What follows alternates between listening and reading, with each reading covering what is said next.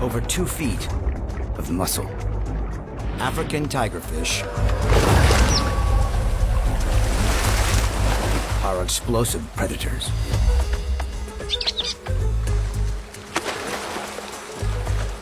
Less experienced birds get blindsided.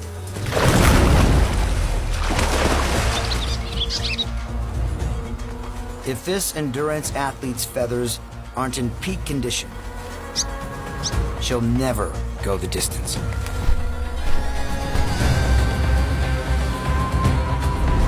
So she's got to take the risk.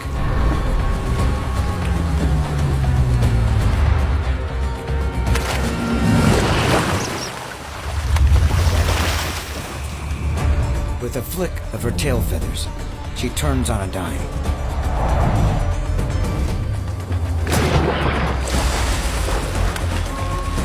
She's got the skills to take a bath with a hungry tigerfish